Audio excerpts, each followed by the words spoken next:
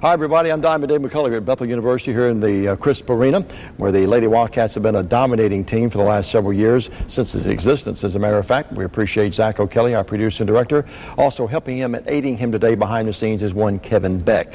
I'm here with Coach Nelson. And Chris, first of all, congratulations on another fine season.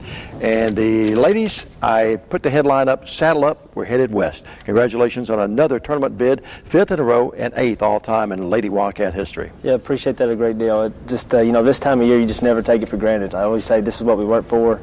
I can go back to the years back when our first teams made it for the first time, and I remind our girls of that. It's just it's a great feeling to know we're going out there, and it's going to be pretty cool to go out to Montana. Going to be cool. The weather is as well. Flying in Sunday night, the team is, and freezing rain expected. So keep the Lady Wildcats and all the folks going into Billings, Montana. Keep them in your thoughts and prayers for traveling mercies. Coach, as much and as excited as you are going out there, we'd love to play it in here. This place has been really good to you, hasn't it? Really good to us. That's a big difference. We've been able to get more and more players having this facility, but it's been good to us in conference, out of conference. We'd love to have it close, but it's also a great experience for our girls to get out and go experience something different. Check out 77-9 and here only one conference loss, that this year on a heartbreaker. Luckett, right down to my left over here, hit a jump shot, a leaning shot as the buzzer sounded, and Martin Methodist Kyle Bent got out of here. Good for Kyle. They're going along with Loyola. Kelly's ball club is going, and Billy's ball club from Mobile. So the Southern States Athletic Conference well represented in the national tournament. Yeah, I'm happy for Martin Methodist, their players. Kyle, they deserve it. They played a tough schedule, had a tough stretch down at the end and lost that lead against Faulkner, but they were sort of like waiting for the call from the governor. When I talked to him yesterday, I told him, I said, man, good news for you. I'm glad they're going to be able to get in. And then Mobile, I mean, they're one of the hottest teams in the country. We know that from playing them in the tournament.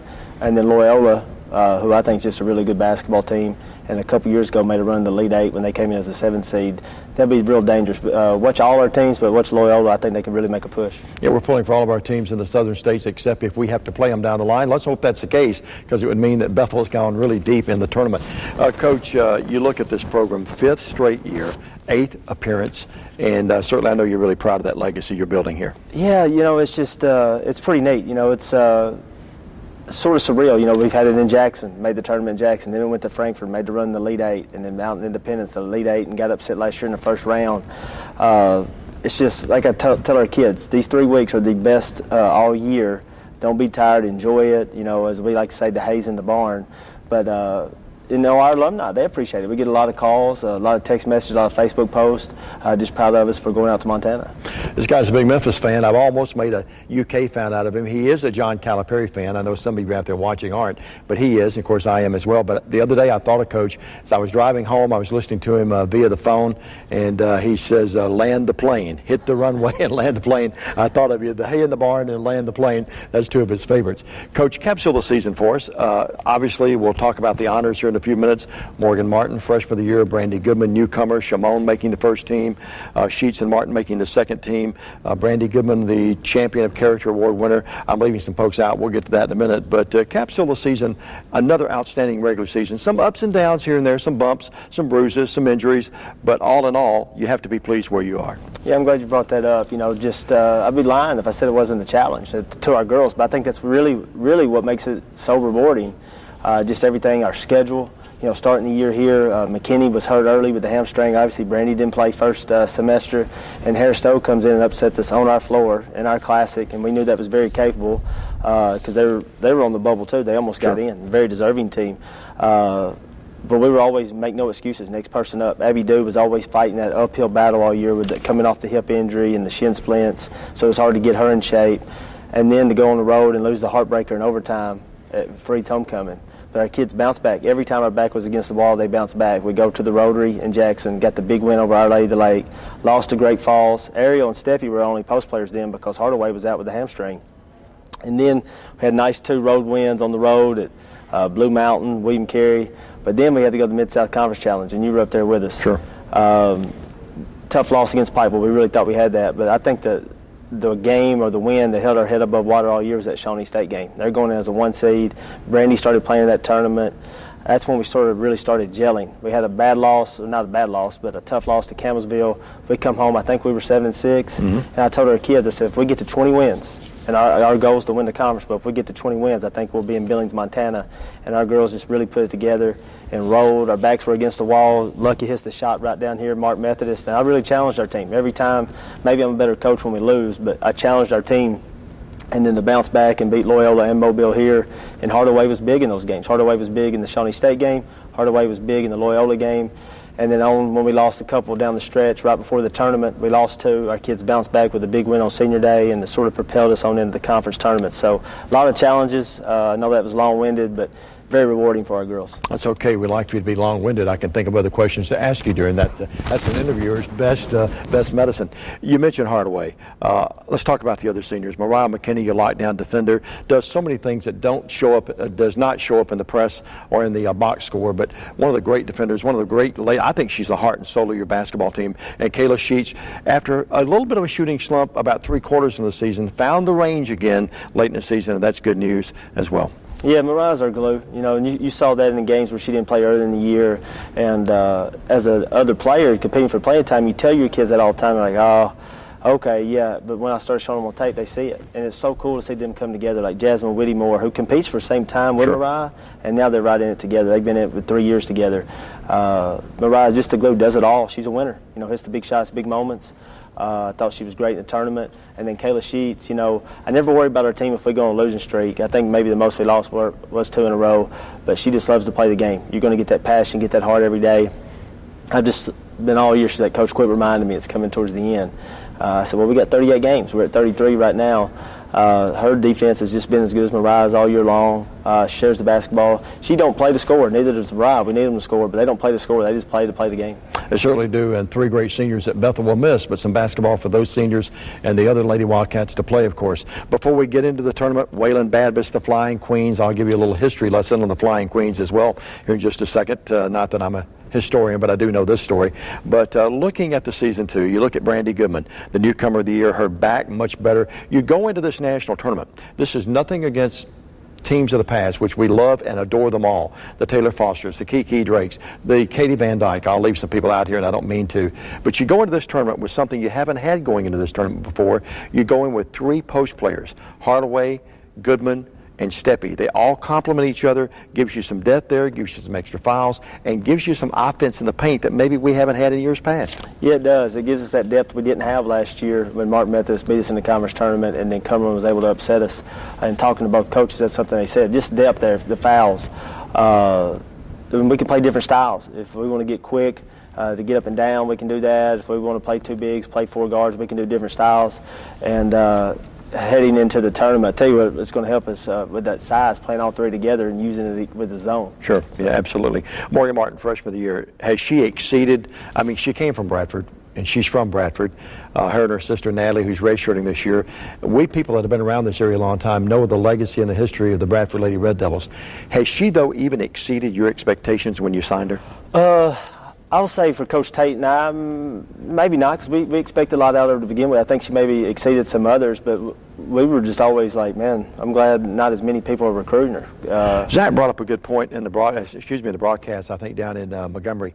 Her quick release is phenomenal. Yeah, and her toughness. I'm telling you. People tried to really rough her up as a freshman this year. Yeah, try to get in her face guard her, body her up. I have to watch myself. I don't have to get on to her as much because I want to at times, but I realize I don't need to have 2 people beating her up because she's already beating herself up mentally, and she can handle that. She's a basketball junkie. We make our kids set goals before the year, and individual goals, like game goals.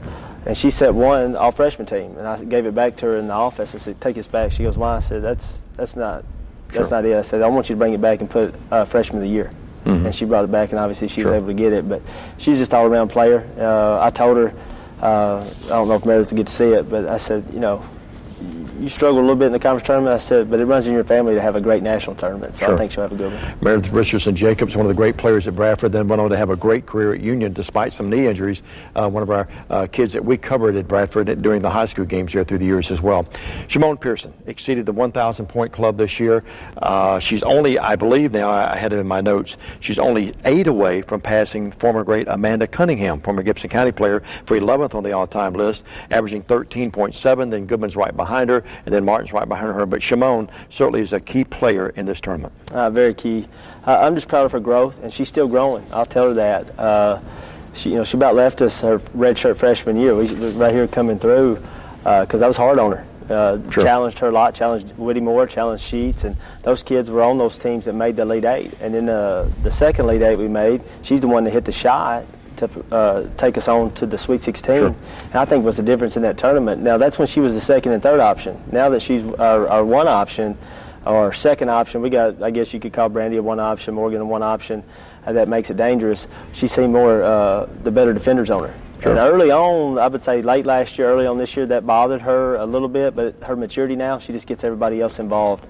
And she's still growing. I tell absolutely. her, if our best player, they got to be our toughest player, and she's developing that toughness. One thing you've really preached to her and the entire team is if your offense isn't there, don't let it affect all the other factors of your game. That's right. She can rebound it. She can defend it. Sure. She did a great job on Dagan the first two times, but against Mobile, and then obviously we know what Dagan did to us in the tournament, but that's what great players do. She stepped up, and Shimon's done that too. Shimon, I think, had 36 on Bernal earlier in the year.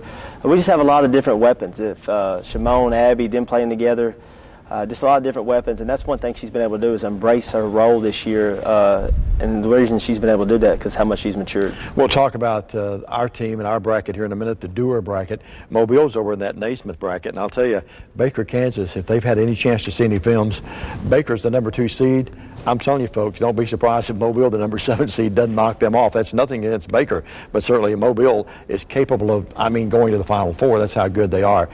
Coach, you look at this basketball season as a whole. Fan base has been super as always. This place has had its biggest crowds. I know you owe them, before we talk about Wayland Baptist, I know you owe them a debt of gratitude as well. Oh, we do. I was getting emails this morning bringing the snacks before they take off on the bus. Numerous texts, win or lose. I know they touch base with you on the radio. Just thankful for it, and that's what I sell to our kids and sell to our recruits. You can play at a lot of places, but are you going to be playing for a conference championship, a national championship, and have the following that we have? I don't care what level it is. And that's a big selling point when it comes to recruiting and having a school and a fan base that supports you. Certainly the case. We do want to remind you that Zach and I will not be making the trip. We're disappointed in that, but that decision has been made. We will not be making it, but the games will be broadcast on WEIO 100.9 in the Farm Radio. We have some local announcers in Billings that's going to do the game for us. They have come highly recommended, and they'll have the games for you. And you can also pay and watch the games at NAI.org, and that's coming up Thursday. We'll take on Wayland Baptist. We'll talk about Baptist in just a minute, but I do want to share a thought that even Kevin Beck will be impressed with. You have coached 358 games here. Every game, 358 straight, Bethel has hit at least 1 3 in the ball game. Only one game have we, well, you got to go back to 2010. In November, I think it's November the 31st, 2010 against Campbellsville, the last time Bethel hasn't hit 2 or more. You're up there with Kentucky with these string of 3s every game. You got to be proud of that. You're not built just on 3s, but you will shoot them if they're open. Yeah, Wayland Baptist will shoot them as well. I hope the 251. Yeah, that's what Coach Tate brought to my attention last night and today, and our girls during practice. We've been in the top 10 all year. Excuse me. They're number 11 in the nation with 251 threes. Yeah, they make 8 a game, I believe. Yeah. I hope you didn't jinx us. I hope we can continue that streak, and I hope we get about 17 a game out there. Reach down and knock on wood like we did Faulkner here. That's right. Faulkner here and on the road against Faulkner. So, obviously, if you shoot it good, you're always going to feel good about it, but that's an interesting fact. What did Reese Sutton tell you right behind us here after you hit 17 against him? He said that you guys almost played the perfect game. That's what we're chasing here. Yeah, because they're much better than that. And then we had our way with them with, 16 down in the tournament as well. We'll take a break. Zach is our producer director, Mr. O'Kelly. He can pull magic, and he's going to pop up the bracket for you and let you look at the bracket for a couple of minutes. And when we come back, the second half of our interview with Coach Nelson, it's saddle up as the Lady Wildcats head west all the way out to Billings, Montana. The team will leave Sunday afternoon. They'll fly to Nashville. They'll get there that night. Coach Nelson and Coach Hubble, Dr. Hubble, we again elevated him to doctorship. They'll be flying out earlier that day, and then the team will join them that night, and then they'll play the banquet coming up Wednesday, and then they'll play Thursday morning. That's 11:45. If you've already read on our website, we've got to change that. It's actually 11:45, and we'll have pregame activity for you on WEIO 100.9 and thefarmradio.com at 11:30. When we come back, Coach Nelson's going to break down the Flying Queens. How did they get the nickname? I'll tell you that too when we come back. This is Chris Nelson on the Bethel Wildcat Network.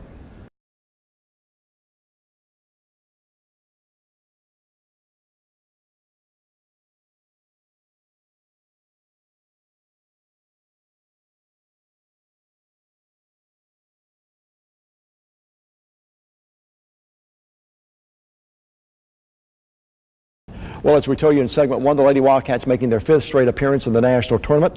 Meanwhile, they're 8th overall for the Bethel Lady Wildcat program. And this guy right here, he's been here 11 years, all-time leading winner in program history, following his good friend Larry Eddings, who he worked under for quite a while there. But Coach Nelson, back in the national tournament, you take on the Flying Queens of course, the Wayland Baptist Ball Club. Wayland Baptist University, I think I have a misprint in my notes here, but they come out of Plainview, Texas, 24th appearance. Only one of the programs had more appearances than Wayland Baptist, and that's Campbellsville, your good buddy Ginger Coburn with 25. Union had 24, so they'll be passed now.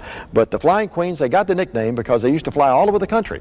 They had their own private charter jet, and they had the Flying Queens up there. The men's team is actually by another nickname, but the Flying Queens, great history, great tradition. I know you expect a really, really great ball game.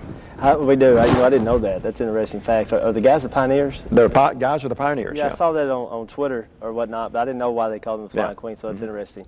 Yeah, I mean, they're a good ball club. They play in the Center Conference. It's traditionally always strong. Some of those teams have left the conference, but they're still strong with John Brown, Oklahoma City, Texas Wesleyan. Just a sharp basketball club is what I taught our basketball team today. One thing they do extremely well that I don't think you can take for granted any team, especially this day and time, is they play hard. Yeah. They're very disciplined. Coach has done a great job. She has brought them back into the national scene after missing a little bit. They fell out a little bit, hadn't they? They did. I think 2003 was the last time they had won a game in the national tournament, and then she's been back there. Maybe the last 3 years they've been in the national tournament. She's had them there every year. Yeah, she's just done a great job and just very disciplined with them, very sharp. They were ultra talented last year when I seen them, but I think they're even a deeper basketball team this year. They like to put the points on. They can shoot, as Coach Nelson alluded to, number 11 in the country with 251 threes. They average 81.1 points per game. Coach, they have 5 players that average in double figures, led by Jada Jones, a young lady that averages 14 points per game. So they've got some weapons. Yeah, they do. Jones has some springs in her legs. I mean, she's good around the rim. Who would you compare her to in our league? That's what I asked Coach Tate today. Would she be a Dagan? Maybe not as similar to Dagan. She reminds me a little bit of Mallory that played at Free, just those springs in the short corner area. I was asking him today who else he reminded him of. It leaves me because there's a person or a player that she reminds me of. I can't think of it at the time or even in practice today. But she can score it. She can rebound it. And she can guard it. She's an athletic player, but they also have other pieces around her. I was going to say, when you have 5 players that average in double figures, it makes that team very difficult to defend because 1 or 2, if they're hot, you can shut the other 2 or 3 down, but a couple of can carry them till the other guys heat up. Yeah, they got a set of twins, number 3 and number 4. I'm sorry, I just started working on it last night. Their names, you got them on right there? I do not. I'm sorry. They can really score it. I think the other kid's named Merrick off the bench, 14. Just watching her, great skill level. She can score it. Van Dyke with an eye is one of their post kids. She does a great job guarding on the glass. It's just total team. I don't think they have one star. I think they have 5 or 6 that can really score it. They like to get up and down on misses. They were sharp in half court. I mean, there's a reason they're 26-5 or 25-5. They're a really good ball club. Sure, Athletic Conference tells you enough. That's a tough conference, as you alluded to earlier. Yeah, they knocked off Oklahoma City, who is number 5 in the country. Sure. Knocked off John Brown. And didn't have any bad losses. They're a really good ball club. Absolutely. Of course, the Lady Cats again will play Thursday morning, 11:45, airtime on WEIO at 11:30. Coach, I don't want you to give all your secrets away. I mean, only Hubble and Beck know your actual secrets. But you coaches are wizards at being able to find out things on teams and being able to find out film. For example, we take down our film, and we don't mind saying that. We take down our film, our games. Zach has already done that. The league asked us to do it. We'd probably do it anyway, so people can't get that easy scouting report on you. How difficult has it been, or have you been able to find out some more things on them? I know it's never enough what you coaches want to find out, but have you been able to work some channels and find out some things on them? Well, I got to credit Beck and Hubble. We burnt some DVDs just having an idea the area and frame of teams we could play. Right. We didn't know for sure. We just picked a few, followed a few, just with the ratings throughout the year, and you never know where you're going to be until the very end. And they waited all day yesterday to release the qualifiers. I understand why. But we've been able to get some stuff on them. And this day and time is totally different than 11 years ago or when I was assistant with Coach Eddings. We used to have to go up to the mailroom and trust that a coach overnighted a package and then put it in the VHS. Now they can chop anything up. It's just amazing. You can get anything on anybody. And that's the key out there in the tournament. There's a quick turnaround, so it's not as easy to prepare. Right. For teams. So the first one is the most important one. If you can get past the first one, Sure. You always feel good going on in the other rounds. I know Coach Robertson Ellis, a lovely gal, by the way. I know that she may be watching this down the road. Someone will tip her off that Coach Nelson's given all the secrets to a Bethel win. So we'll sort of be, Coach, we'll be a little selective with what we tell you here. But before we do that, we talk about some keys as we always close it out with you. And I want to thank you. It's been another, although we will not be there, again, we have some folks out there that's going to do the game for us, and we're happy we're able to at least do that. But Coach, I just want to, on Zach and my behalf, just want to tell you what a joy it's been to work with you. We traveled with the team some, and certainly been a joy to work with you guys again this year. We'll talk about the keys in a minute as we always close out, but let's talk about the brackets. We're in the Dewar bracket. We are the number 5 seed. We'll take on Wayland Baptist out of Texas, the number 4. In that bracket above us, after Bethel wins this game, you will take on the winner of William Penn, Iowa, or Coach Orr, my good buddy who I met years ago and did some games for him. We're taking a feed from the NAI, the same thing that Tom Britt and Joe Holloway and I used to do in Jackson for years. But Lewis Clark State, they're the number 1 seed in that bracket. So if you get by Wayland, you're probably going to face Lewis Clark, I would think. Yeah, don't want to look past William Penn just for Sure. the sole reason we were a 1 seed last year and Cumberland knocked us off Absolutely, as an 8. And actually, LC was in our bracket last year. He came up and shook my hand. He goes, I did all that research for nothing. Yeah. Got to know him just going out in Vegas Good a guy. few years ago, or 5, 6 years ago. Yeah, that's right. We're out in Vegas with him. We Yeah. played them. He's traditionally great. I mean, they went as an 8 seed a few years ago, shocked they were an 8, and almost knocked off the national champion, Oklahoma Sure. City, and have just been rolling since. Yeah. They have a lot of weapons. Their post can step out and shoot it or go off the bounce. They're very sharp with what they do. That Frontier Conference is strong, one of the stronger Yep, conferences in the absolutely. nation the past few years. And I actually have a lot of friends out there. I served on the National Tournament Committee 11 years ago and met a gentleman, Sean. He's at Minot State now, and I got to know all those guys. Montana State Northern. I got to know Coach Orr at Lewis Clark, Bill at Great Falls. So I'm just very familiar with that league, very Sure. familiar with him. And then William Penn, I'm just a little familiar because Coach Martina during the year was telling me, because she's in that conference with them, was just telling me how athletic they are. Right. So I think that's a dangerous game for Sure. Lewis Clark, but I think LC will probably get it. Absolutely. You look at Lyon, our good buddy Tracy from over in Batesville is the number 3 seed. Pikeville, the Bears, who we saw earlier and played. And then Westmont, the number 2 seed, and LSU Shreveport. Very quickly, I don't want to run out of time. Make sure our producer director, Zach O'Kelly, says we're okay. But Lyon, good to see Tracy back there, the Lady Bears from the Mid-South Conference. So we're a little familiar with them. And Westmont was here in the Rotary Classic. Yeah, Westmont, always good.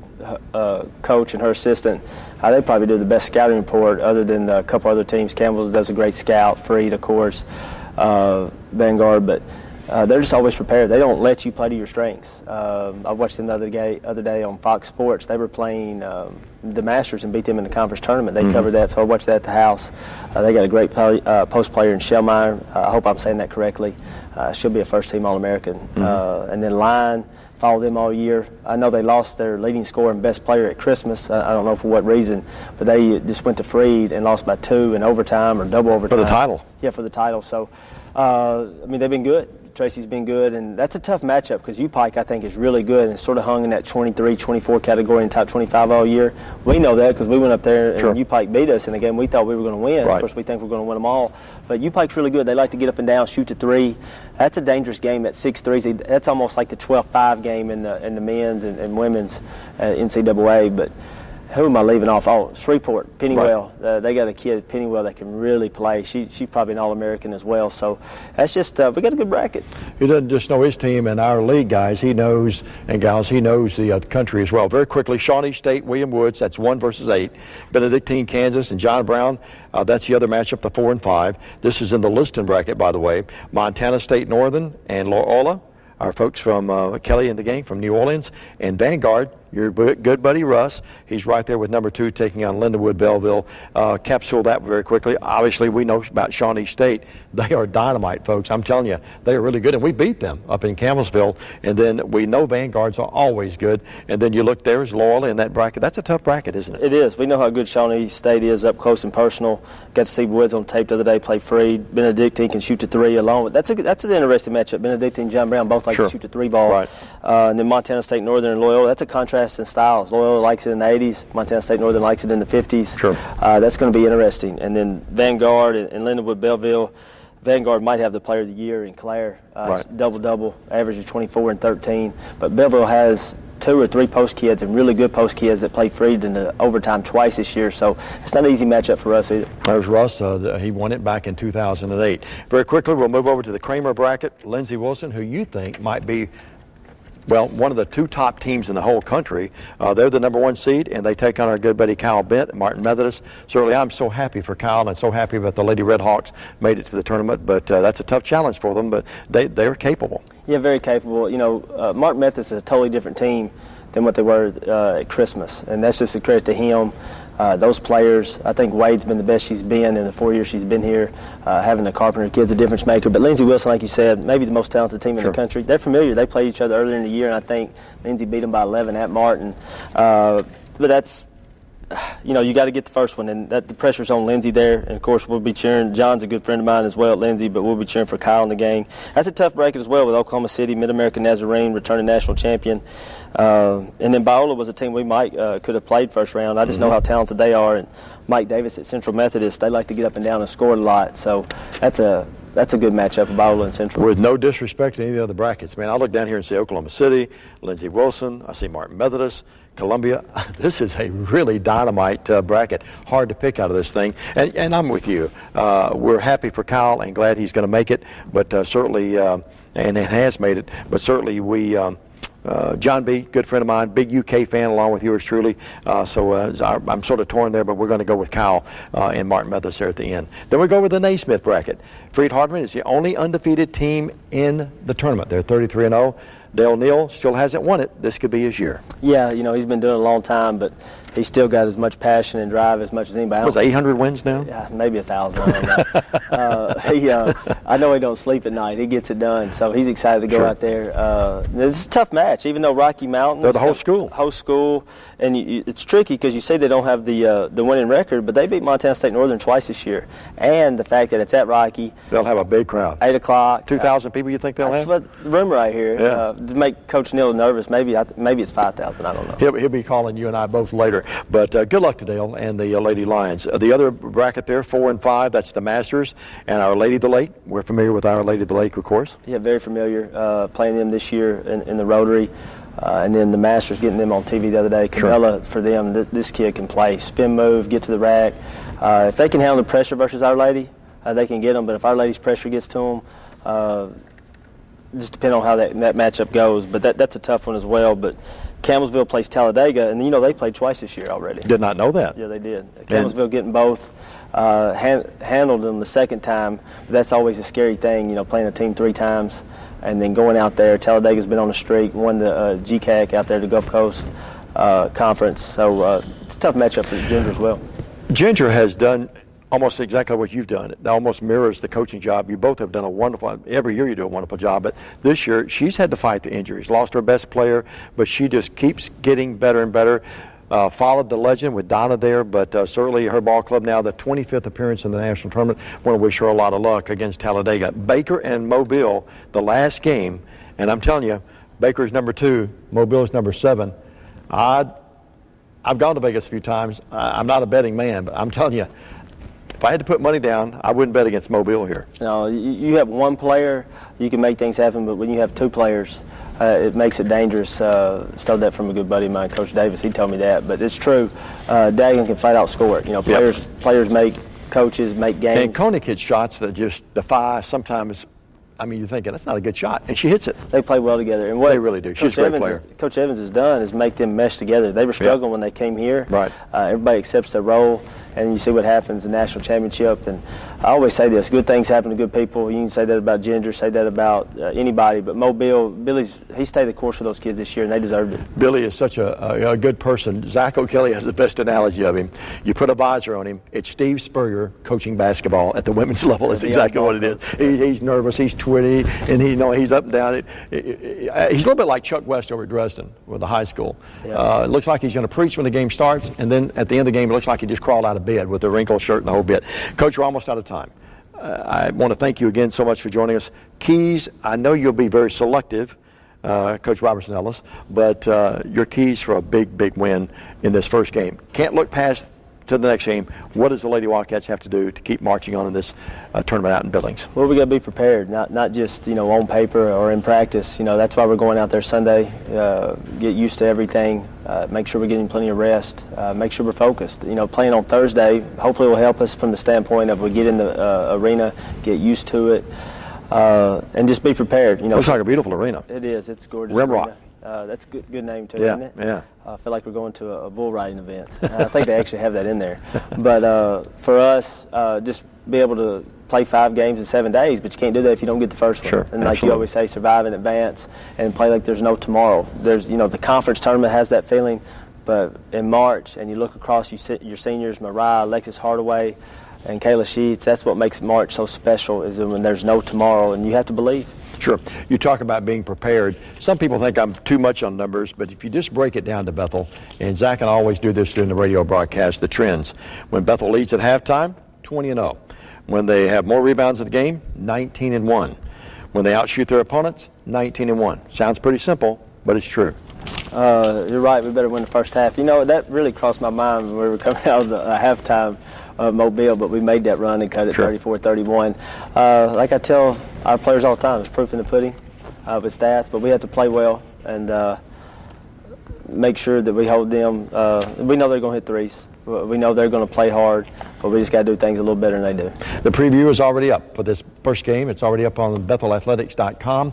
And, of course, you'll be watching this throughout the week as well. But certainly watch for that. And then game files, we'll have all those up. Zach and I will have those up immediately following the game. We'll do some blogging throughout. And I might add that Mike Hall, the Southern States Athletic Commissioner, will be the color man with Rocky on the radio broadcast as well. Although we won't be with you, our hearts and our spirits will be. And certainly let's go out there and not just win the first one, let's win the whole darn shooting match. And that's an old Southern and / Western slang there. But saddle up, Lady Wildcats are coming. We got that on tape. All right. All right. Thanks, Coach. Coach Chris Nelson, my thanks again to Zach O'Kelly and to Kevin Beck behind the scenes here today. This has been the Chris Nelson Show as we preview the upcoming national tournament out in Billings, Montana. Good luck to the Lady Wildcats. So long, everybody.